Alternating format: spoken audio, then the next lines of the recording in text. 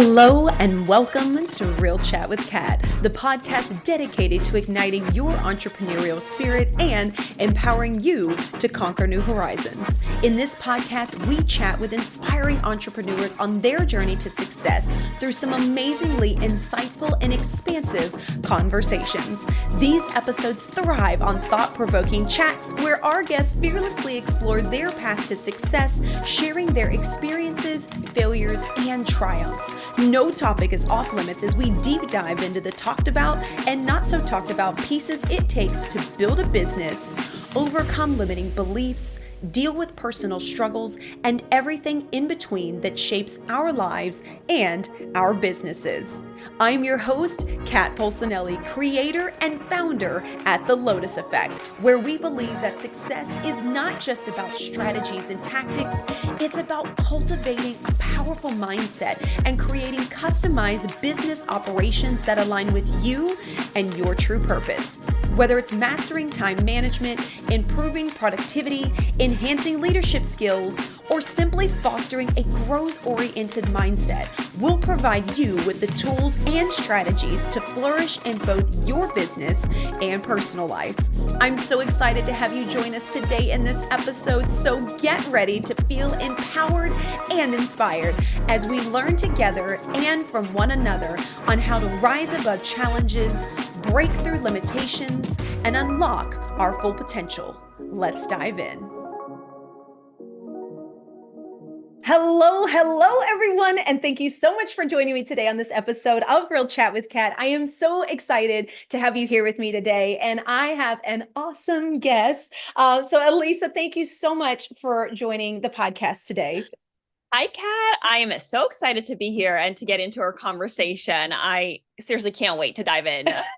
This is going to be so awesome. I love talking when it comes to finances and just deeply understanding. And I know I've talked about this with people in the podcast before, like that was a wound for me. And it's still something that I feel like I'm working through. And I feel like so many of us get stuck in, there's so many beliefs around money and finances and all the things. So I'm super excited to dive into this. So as we jump in, please do me a favor and tell everybody then who you are, what it is that you do, and what got you into this space. Yeah, absolutely. Hi, everyone. My name is Alissa Todd. I'm a financial advisor and personal CFO with the Wealth Consulting Group. And I actually grew up not knowing anything about like being a financial advisor. I'd never heard of investing, stocks.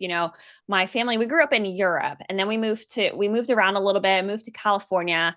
I'm the oldest of three. And I bring that up because I was the first one to go to college in America. And eldest daughters are just, we're wired different.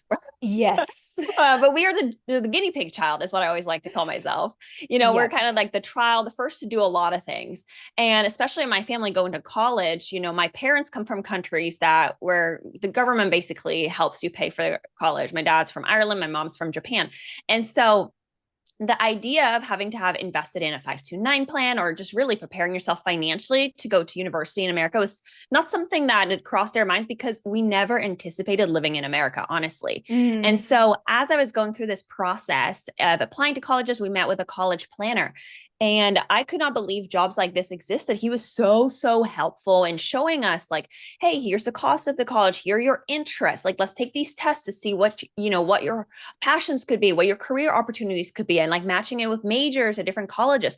And I love that planning approach. But then I also saw how important it is to have money or to have saved and invested so that you have opportunities and can put yourself in different rooms of opportunity. I had to take on student loans. So, when you're 18, you're not really thinking about this thing. I'm like, okay, I'll sign. Like, I need to go to college. Yeah. I signed it, not really understanding that, okay, this is debt that you're paying and you having to have monthly payments the second you graduate or soon after you graduate college.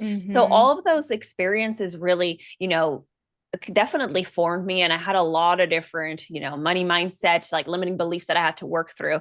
But that kind of got me into this path of financial services and wanting to help others with their money and being able to just plan more for the future so that you're not limited by your financial situation, and that you actually have options, and that you can kind of have a room to breathe and not be stressed out due to that lack of financial options that you have. And so that's why I kind of got into this path. And I got very, very lucky with mentors early on. And I actually got connected to someone at the Wealth Consulting Group through my mentor in college. And I joined, and we've been business partners now for 8 years. And this is basically, I love this. Like, I love what we do. And we've created a process that really puts all the pieces of someone's financial puzzle together as their lives evolve and their needs change, and helping them focus on all different aspects, not just their financial goals, but looking at their family, occupation, and recreational goals. We call them their form goals. And so we really will focus on making sure that our clients are taken care of. I love that.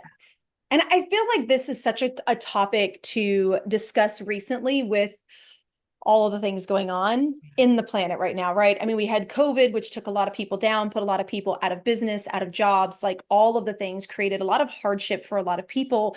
And then as we came out of it, it was like everything skyrocketed. At the time that COVID hit, I was actually really big in real estate as well. And I watched, even in my hometown, us double what our price home median was. And I was like, how are people supposed to be able to afford this when employers haven't caught up, businesses haven't caught, like nothing is catching up. We have all this inflation. And then you start to hear a lot of that's going around where, look, everything's so expensive. Don't get me wrong. I'm not saying things are cheap, but you're hearing a lot of these conversations. You're hearing a lot of this negativity around it. And I'm curious to know, you talked about how you help people with understanding how you don't have to be in that debt. What are some of the advice that you've given to people, especially now that we're in this era of life? Yeah, absolutely. Just for some context, I'm based in California, in Southern California. And so I spend my time between San Diego and LA, two very, very, cities that with high cost of living. So a lot of my clients are in California. We have clients nationwide, but there's a big community in San Diego. And so this is something that, I see every single day working with my clients is housing, the high cost of housing. We still see high grocery prices, but especially, in the area that we live in, it tends to be very expensive. And so, one of the first things that I always tell my clients is, okay, we need to, this is part of our process, is that we really focus on the things that you can control. Unfortunately, there's a lot of things outside of our control that do affect our finances, like inflation, like prices that businesses set, the cost of gas. Like, we don't really have control over those things, right? And you can spend a lot of your energy getting upset about those or focusing on those factors. But at the end of the day, that's not going to move your finances. That's not going to help you plan and act. There are things outside of our control. And I tell my clients, as unfortunate as it is in the situation that's in some cities, especially that we're facing right now with housing crisis, really, and the high cost of living, and definitely for, property prices, what we can focus on is yourself and what you actually can do in your own financial situation. And one of the books that I just recently read is called The Psychology of Money. And one of the lessons in there is focusing on your own goalpost and not moving it, figuring out what is most important for you and your family, and what can you realistically do from today and moving forward to get you even just one little step forward. Even if maybe home ownership is being pushed back a few years, still save, still do the things, because when you're prepared and an opportunity presents itself, then you'll be ready to do those things, as long as you keep preparing. And again, focusing on the things that you can control, because over time, if rates are going to come down, like things are hopefully going to kind of, stabilize again. Yeah. And this is such an important piece that I want to make sure that we repeat, being in control of what you can actually control. I love this. This is such an important thing. It's something I've had to learn to focus on as well, because if not, it's so easy to get caught up in the storm of all of the negative conversations. And then it's almost like you completely lose sight of where you can actually go, because you're so focused down here that you have blinders on to, okay, but there might be an opportunity here. Hey, I saw that we could potentially do this. Did you know that you could save money on your home when you did this? Like, you miss a lot of that when you're down in the mud complaining with everybody else. And I'm not saying that it doesn't suck. It does sometimes, Yeah. I mean, I've got a 20-year-old that can't go and rent his own home right now or an Yeah. apartment because of the prices. And so we're having to work through that. But you're right. Being aware of what you can control is so important, and just Mhm. shifting where you can actually find the opportunities that might be available to you. Yeah. Yeah, exactly. And it's not to say that people's concerns or complaints are not valid. Like it's very valid. Yeah. Like your son, it's valid that, if he is upset about housing, that like I definitely understand that, right? And it's people's complaints and worries and concerns 100% valid. Like I get where you're coming from, Hmm. except that we really got to focus on where you're shifting your energy. So things that matter to you and the things that you can control.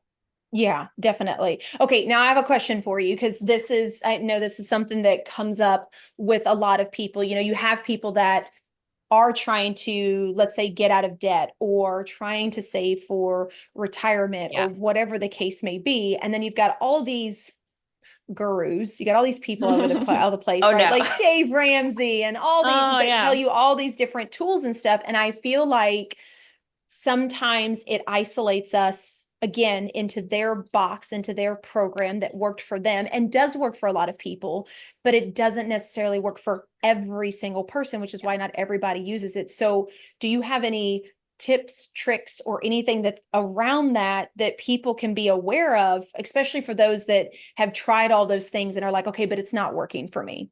Yeah. Yeah. Especially around debt. I think that's such an emotional subject too, right? Hmm. And depending on who you're listening to, you mentioned someone that's very, very anti-debt. I'll just say this, like, not all debt is bad. Not all debt is created equal. Debt doesn't necessarily mean that you're in a bad financial position.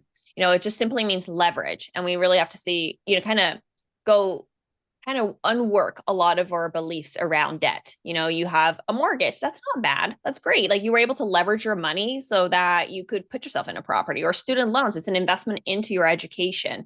Mm, Or a car. It's like an investment. It's your transportation, right? And so again, not all debt is bad. And one really big important thing to know when you are with the rise of social media, which I think is great because, I've been able to share a lot more online and provide education. That's really important. Financial literacy is very, very important to me. But anyone can pick up a camera and start talking and giving financial advice. And what you have to realize is that, one person is saying based on their beliefs and their experience and what they think works best for them or others, that doesn't necessarily mean that's going to apply for you. Because let's think about it. Like we see one video, I'm sitting here in California, in my career, like a wealth building era, watching that video. Someone else in a different state, a retiree, could be watching that same video. How can that one video with that one person's opinion apply to both of us and to mm, everyone that's coming from different backgrounds? How can that one piece of advice and that one person's opinion, like, apply to all of us? So that's one really important thing yeah. to realize, is that financial advice is very customized. That's why we work one-on-one with clients. It's very tailored to you. And when it comes to debt, one very practical thing is first list out all the pieces of debt that you have and the interest rate. The interest rate is the thing that matters the most. If it's a lower interest rate debt, we call that cheap debt. It's not bad at all. Just keep paying like the monthly payments that you need to. If it's higher interest rate debt, like think about credit cards or personal loans. Maybe as an Hmm. entrepreneur, you had to bootstrap and had to go into some credit card debt or take out a loan, to help you start the business. They might have higher interest rate debts. So if you have your savings and you have some extra cash flow, I would put those towards the higher interest rate debts. But it really just depends on, again, the interest rate, and not all debt is bad. I think this is so important. I know we just talked about this before we got started too, but like Yeah. this is a conversation I am seeing with so many people.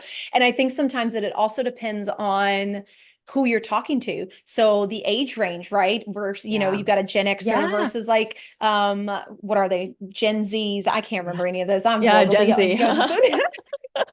Sorry, I'm not into all So that. I can't many, remember so anything. I'm many like, there's different. so Yeah. many. But if you look at that, each different generation has a different perception Yeah. around money and what is good and what is bad. And then depending on who you grew up around, what Yeah. financial situation your family was in can also then 100%. predetermine how you already perceive something before you even have a chance to look Yeah. at it differently. And that, I think, is where a lot of that struggle comes in, because like you said, social media can be very powerful, and anyone can pick up a camera, anyone can start talking, and anyone can say, this is it, this is what you should do, this is what worked for these people, look how these people did Yeah. this. And it's so easy to just like get sucked in and be like, oh, that's right, because we want it to be so simple that somebody can just give us the answer to all of our problems, without realizing that, like you said, depending on what your background is, depending on what you've been through, depending on your age, depending on where you are Yeah. at in the journey in your life, this may not even apply to you. And yet you're intaking that information as its whole truth. And you're like, okay, that's it. And it's like, no, it's a belief. It's their belief and it's worked for them. So it's not that it's wrong, but we do have to believe, we do have to understand that just because someone has a belief and it's right for them doesn't mean it's right for you, but there doesn't necessarily have to be a wrong Yeah. in that communication. Yeah. I love everything you said. Seriously, like Thank you. Thank you. spot on. And I love what you brought up about generational trends. It's so, so true. It also depends. Like if you grew up and the stock market has just been increasing as you've been growing up, and you see that everyone's, people around you are making money through the stock market, you're going to think that the market is a good place for you to grow your wealth. Whereas a generation that has been through severe recessions, that have lost, I've seen their parents lost their life savings through the market, they're not going to be as favorable or as aggressive investing in the market, because that's just based on your own experiences. Yeah. And, going kind of into that as well, everybody always has this question, right? Especially for entrepreneurs, because entrepreneurs, we don't have the 401k, we don't have the savings, we don't have those things unless you've already put them in place, but it doesn't come with you like a lot of good paying jobs do. So if you are trying to run a business, you're in the process of growing, and you're already thinking ahead of like, hey, I know that one day, obviously, I want to retire, Yeah. and that I want to be able to have money there for me. Where in the heck do you even begin? Yeah. That's a great question. So where do we start?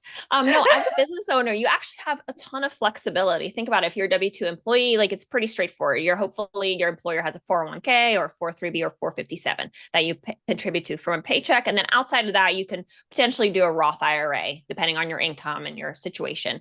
But as a business owner, like you mentioned, like you're your own boss. So you need to be setting up your own plans. What I like to say is, depending on your income, because after you make over a certain income, you may not be able to contribute to a Roth IRA. But taking that aside, the Roth IRA or traditional IRA are a great first place to get started, because every retirement account, it gets a little confusing because you have all these different names. You have a Roth IRA, SEP IRA, simple, 401k, solo K, defined benefit plan, like so many different options. Essentially, they're all very similar. And the difference is that they have different contribution limits. It's how much you can actually put in that's determined by the IRS. So as someone starting out, it really depends on your cash flow. If you can if your max is like a few $100s a month, start with a Roth or traditional IRA. Once you are maxing those types of accounts out, then you can move on to the next one. So it's really dependent on how much money you can put away cash flow wise. As a business owner, though, you do have a 401k option. It's just that you have to implement it for yourself. But if you're a solopreneur, no W-2 employees, besides a spouse, then a solo K is a great option. It's a lot more affordable than setting up a full-fledged 401k with employees. And so there are a lot of options out there. Just because you don't have a 401k through an employer doesn't mean that then all of a sudden you can't contribute anything to retirement. It's really, really important that you do. But starting out somewhere smaller and then building up, talk to your accountant or your financial advisor about a SEP IRA. There are a lot of different plans available for you as a business owner. But starting off again, is to kind of look at the different accounts that are available. We have a little something that we can send. I can send you the link for that as well, that compares like all the different plans and how much you can put away. So it just depends on your cash flow. Okay, that's really interesting. And one of the things that you said that I wanted to again repeat to the audience was, you said speak to your accountant or your financial person. I don't think a lot of people understand this. There's so many people that are like, I just do my own taxes. I just like, Oh, yeah. I don't need somebody else. Like Yeah. my stuff is simple.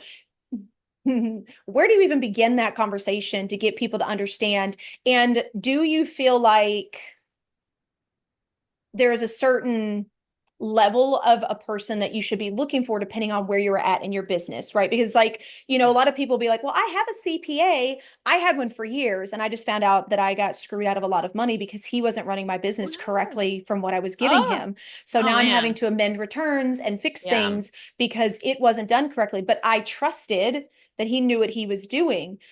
So I ended up going to an EA, right? But I don't Yeah. understand all the difference in those things. I didn't understand who I even needed to talk to. I was just like, okay, Yeah. don't do your own taxes. Make sure somebody else helps. We're going to trust them. So, is there things that you should look out for or be aware Yeah. of, or Absolutely. how can we give ourselves more knowledge so that we're not doing like some of us do when we walk into the doctor's office, where the doctor's like, "You've got this," and you're like, "Okay." And you just Yeah. go with it because you are riding on a lot of stuff when it's your own money and your own Mhm. finances. And somebody can tank you, and not necessarily on purpose, but just because maybe communication wasn't correct or Yeah. they thought you understood more than you did. Not everybody is great at explaining things. Right. Yeah. Yeah, absolutely. Oh, well, I'm sorry to hear about your experience. It's, oh, yeah, yeah. It happens. Yeah, it's unfortunate to hear, obviously, that there are people out there like that too. But you bring up a good point. Like, how can you do your due diligence, really, right? Yeah. When you're talking to these professionals. First, I think there's this really misconception of financial advisors that it's very expensive to have one or that you need a lot of money to hire one. And that's Yep. just simply not the case. The nice thing about financial advisors is that there are so many of us, and each person may be running their business a little bit different than the other. So most professionals, including financial advisors, tax professionals, whether it's CPA or EA or attorneys, they do some sort of introduction call at no cost. So I always recommend, even if you think like, you know what, I've been thinking about this, I'm not sure if I'm ready to pull the trigger, just talk to them. Have an actual conversation with the professional that you're potentially interviewing and ask them how they're servicing their clients. Like, what kind of clients do they work with? Because you want to make sure that you're hiring someone that is familiar with people in your situation, So true. yeah, right? Because there are a lot of different kind of how, if anyone here is a business owner, you probably have your ideal client and your target market. That's how financial advisors, many of us operate our business that way. Like, we might have a specialty. There might be a certain type of client that we work with. So those are questions to ask. There's also a website that you can look up financial advisors, like to look at their, like, basically like a background check called FINRA Broker Check. It basically shows our history, if there's been any like client, kind of disputes or anything like that as well. And that's really meant Nice. for the public that a lot of people don't know about. That's super interesting. And Mm-hmm. and I do love that, you talk about making sure that they understand your business as Yeah. well. And that was something that I didn't necessarily look for when I was starting my own business. Real estate's a little bit different. You can find people that are like, oh, yeah, I work with a bunch of real estate agents. But Yeah. then when you bring something else into the mix, just because it is your business and you are the owner doesn't necessarily mean that it equates to the same thing. And I found that out later on, right? Like the way that I Yeah. ran my real estate business and the things that could be written off and the stuff that was taken care of is a lot different than running my own company over here. And I don't think that most people understand that, or Yeah. like I said, even know how to have that conversation to feel like they know what people are talking about. So we just blindly trust because we're like, I mean, that's what they do, right? Right. So Yeah. And so, like, another way to, there's thousands probably of financial advisors or accountants or whatever you're looking for. So I think a great place to start is asking for referrals. Like, who are your friends working with? Who are your other, like, people in a business networking group working with? I would say, like, the majority of my clients that find me, it's either through referrals or actually social media, like a lot of my events that I do virtually. But a lot of times it's like someone that they know shared about me. yeah. So you can start asking your network for introductions of people that they recommend. So it's at least someone that you kind of know, or it's a stronger recommendation rather than finding someone just off the street. Definitely. Yeah, I agree with that 100%. And I definitely we'll make sure that we have that information for being able to look people up because, I know that you can do that with attorneys. And I mean, you can do that with businesses. You got the BBB, like there's all kinds of different Yeah. things. So it's really neat that they have that for financial planners as well. Let me ask you this though, because I know that people that I've talked with know about financial planning, Yeah. but I feel like there is like this plethora of a realm in what financial planning means. Like from my understanding, not everybody that is in the financial business does the same thing. So Correct. are there different terms? Are there things that people should look out for depending on what Yeah. they're looking for, or just to kind of give people an understanding of what it means when you decide to go look for someone to work with you in your business? Yeah, absolutely. That's such a good question. So the beauty of financial services is that we have so many different professionals that are kind of running their business a little different. So it really depends on what your needs are too, right? So some advisors, they do investment management. And so really focusing on your investments, and that's really the main thing that they focus on. Financial planning, what we do is a lot more comprehensive. So we look at all the pieces of your financial puzzle, not just focusing on your investments, but again, focusing on the things that matter to you, looking at your family, occupation, recreation, and money goals, and then coming up with a plan, really like a step-by-step action item to get you there. And so that's really financial planning. That's how we do it. I think that's another reason why you should have just a discovery call with advisors, so that Mm-hmm. you know what financial planning means to them. Like, how are they actually approaching it? What's their process look like for their clients? And then ideally, if you want more of that holistic, that full kind of comprehensive roadmap, you're getting a financial plan, or rather than someone that's focusing only on their investment management. So there's a lot of different ways that you can work with an advisor. There's people that, also do like maybe like hourly consultations if you just want a one-off session. But one important thing that I would recommend is asking if they're a fiduciary, because that's not the standard. Fiduciary of like a few years ago was a lot like kind of a hot like topic in the news because there was a lot of laws potentially being passed. Essentially what a fiduciary means, or an investment fiduciary means, it's someone that is obligated to put their clients' needs first. And you might think that should be the standard, or that's like very common practice, but it's not. That's not actually the standard. So if there's areas of like conflict of interest or compensation, as a fiduciary, you have to put your clients' needs and their best interest first. And so Oh, our firm, we're all investment fiduciaries, but that's something that you should definitely ask whoever you're interviewing, is if they're a fiduciary. I am learning so much, everyone. Yeah. Just FYI. Because you're right. I would assume that that would mean that like, I mean, isn't that what you're supposed to do? Right. But I get that because I have heard of, investment firms where they are making more of a chunk and it's not necessarily on the best for the client, but it's because they're almost, I think of it as, and correct me if I'm wrong, running it as like a salesperson. Like they want to make the money to make the cash for them. And like, hopefully you get what you need, but it's not necessarily a win-win situation. Kind of like when you go to buy a car, you hope you get the car that they tell you you're going to get, but ultimately they're like, I need to make this sell. Like this is part of my job as Yeah. well. Yeah. So like the kind of the good way to look at it is if you had product A and product B, they're very, very like similar products. They're almost the same. They're the same, but you get a higher commission or a higher fee if you sold this one. As a fiduciary, you need to put your client's best interest first. And so you're going to offer probably this one, right? Um, Mm-hmm. but if you're not a fiduciary, you can choose the one with a higher payment or higher commission Okay. or payout. Yeah. Yeah. Makes a lot Mhm. of sense. Okay. So kind of like a salesman, a little bit, the Yeah. commission-based salesman. Yeah. So you want to just make sure you're asking those questions. And that's why a discovery session is really, really beneficial. Even if you're not ready, like to hire a financial advisor or any professional right away, like almost every business offers a free consultation at first. Mm-hmm. And then Yeah. you said something really good that I wanted to bring up again was, you said when you're talking to people, ask them what financial advising means to them.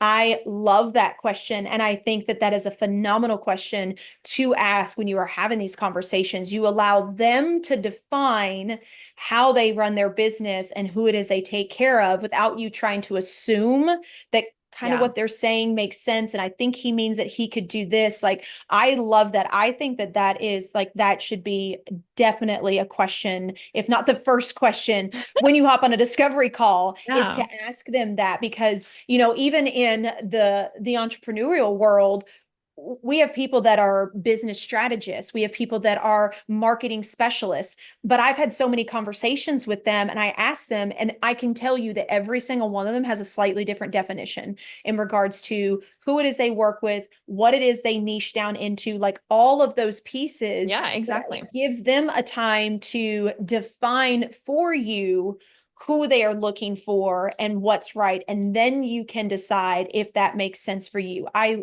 love that. So I Yeah. just wanted to make sure that Yeah. that was Yeah.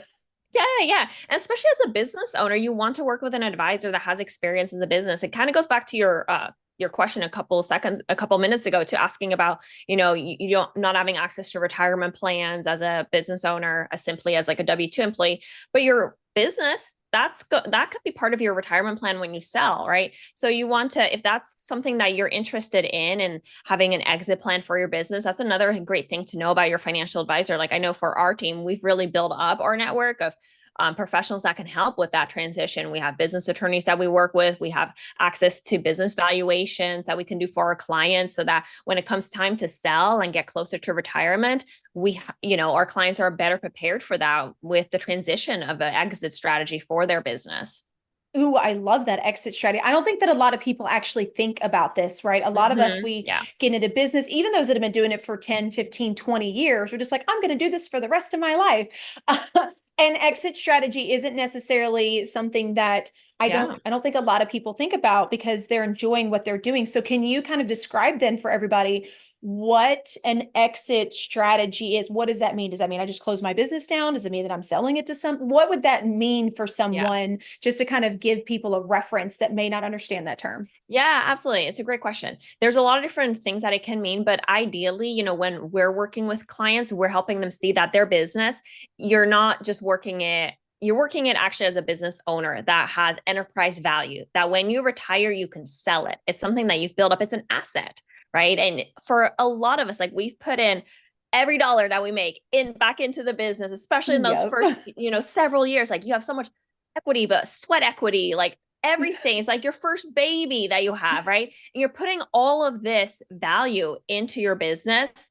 And so when you think about retirement, what are you going to do with that? Yeah, you definitely can close shop, but then you're not being able to extract the value out of it, all the money and the time that you spent creating this asset. So it really starts several years ahead of retirement, thinking about how can this business, can it operate without you, or is there some value in being able to pass along these clients to someone else to take over, and having maybe like a Mm, junior partner stepping in for a few years and slowly transitioning it over to them. But the idea is that you're really running it like a company, and being able to get equity out of it. So part of like your overall business, excuse me, your overall retirement plan is not, you're not just retiring on or counting on these retirement accounts, but you're also counting on some sort of value that you're going to get from selling your business to someone else or another company. And this, it kind of sounds like, oh, that this must be a bigger company. No, like, we have clients where we're doing this on a much smaller scale. Like, think of a photographer too. Like, there's value in the oh yeah. relationships that they have with a client. And so building an associate photographer so that eventually maybe they can take over, and or how you can step away from the business without it relying on you fully. There's a lot of different ways that you can try and get value out of your business, but it's something that every entrepreneur should be thinking about, because you put so much time and money into this. Like, really, let's see what we can, turn that into when you retire.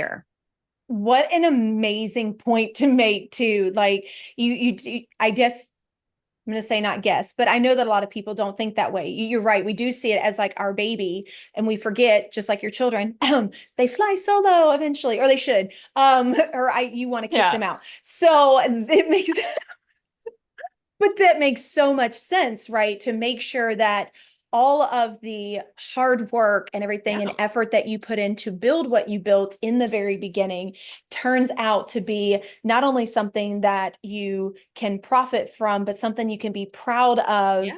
in the end, and not just be like, look at all the savings that I have that's over here on the side. This is great. Mm-hmm. Now my business means nothing. And you're right. A lot of us do have, clients and people that we work with or we're connected to that we don't want to just drop and be like, hey, guess what? I've decided I'm Right. closing shop. We're not doing this anymore.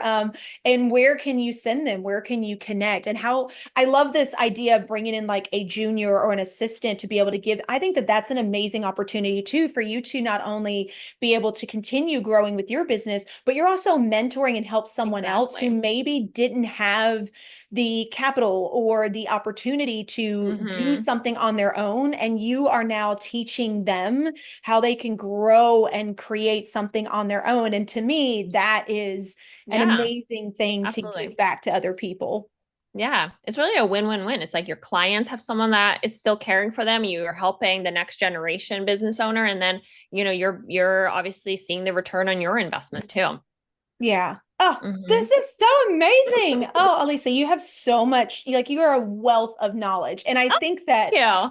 I think that more people need to be comfortable having conversations around money. I think Hmm. that for so long, especially older generations, like it's swept under the rug. You don't talk about it, it's Yeah. just dealt with. And that has created a lot of people now that I feel like are around my age or maybe a little bit older, where we kind of feel left in the dark and we're Yeah. just supposed to figure it out because our families didn't talk about it. They didn't communicate about it. It wasn't something you were supposed to talk about with other people because that was a private matter, right? Yeah. And I think 100%. that that gets a lot of people stuck Yeah. as well. And, I'm not for just bleeding your stuff all over the place, but just like you hire a coach to help elevate your business in some form or fashion, it's the same way when it comes to your money and the way that you're building it as well, so that you can continue to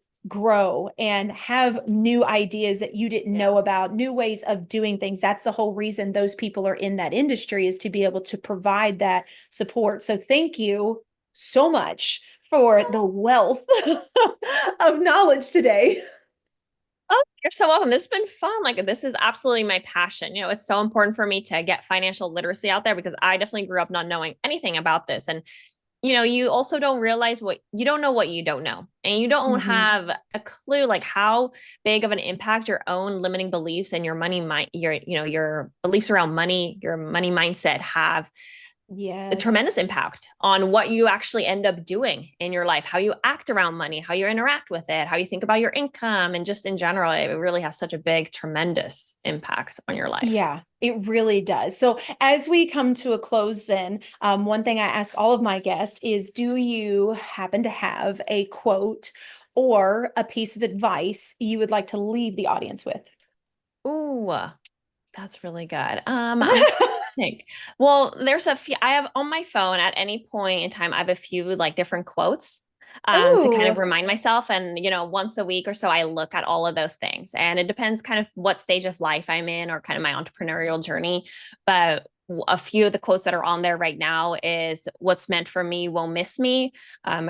Rejection is just redirection. And so those are a couple of things that I always keep in mind. Like when something doesn't unfold how I want it, it's actually, it wasn't meant for me. There's something even better. Oh, another favorite quote is like, it gets to be better and better. oh, I love those. Those are Mm-hmm. good. Those are really, really Yeah. good and can apply like in all areas Yeah. of your Yeah. life. I just have a list of quotes on my phone all the time. That's awesome. That's super smart. I love that. So then do us all a favor, Alissa, then, and tell us, where can everybody find you? How can they connect with you? How can they be in your world?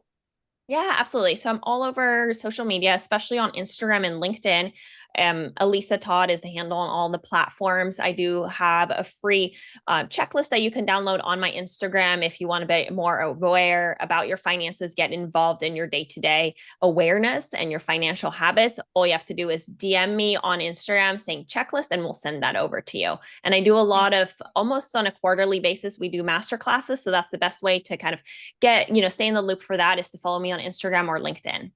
Oh, wonderful. And of course, we'll have all that information in the show notes. We'll make it super easy for you to be able to connect with Alissa and get all of the information, and definitely hop into some master classes. I love master classes. I just think it's a wealth of knowledge to be able to dive into people's stuff. So thank you again so much for sharing today and giving all this wealth of information to the audience. Of course. Thank you so much for having me on, Kat. This was amazing. You are so welcome. To everybody else out there, I hope you were taking notes. I know I say this with a lot, but I hope you were really taking notes. And if not, you definitely need to go back and take notes, because wealth and debt and money, regardless, is an everyday piece of our lives. And we have to quit avoiding it because of whatever is in our brain, whatever has been taught to us, or whatever we've been through that now has created the way that we see money in this world. Because it is an energy, just like positive and negative, and it is in your life. You're not getting rid of it. So anyway, be sure to go find Alissa and follow her. I have learned so much. So I can't thank her enough. We'll have all the information in the show notes. And until next time, don't forget, do one thing positive for someone each and every day and see the difference that it makes in your life. So until next time, have a fantastic day.